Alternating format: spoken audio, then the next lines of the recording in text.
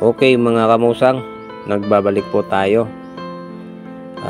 Ito naman yung ibabahagi natin na kaalaman tungkol sa calcite o tinatawag ng karamihan na mga antingero at antingero, Santo Ara.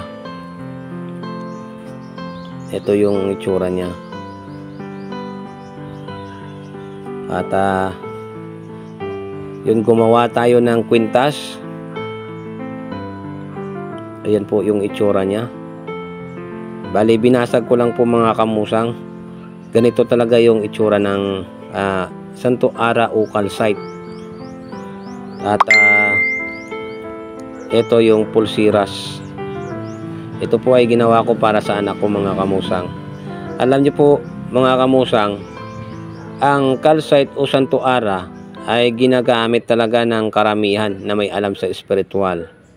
Ito po, lalo na po sa akin, ito po yung ginagamit ko, proteksyon, depensa sa mga kulam o barang, sa mga palipad hangin, kumbati espiritual na rin po mga kamusang. Ang Santo Ara ay nagbibigay rin po ng kalakasan sa mga mutya na nanghihina, lalo na po na nadala po natin sa sementeryo ang mga gamit natin, anting-anting o medalyon. Ito po ay nagbibigay ng kalakasan sa mga mutya para ibalik ang lakas. Ito po ay binababad sa tubig kasama ng mga gamit natin na anting-anting, agimat o mutya. Ginagamit rin po ito sa mga pampaswerte sa negosyo dahil ito ay tagos liwanag.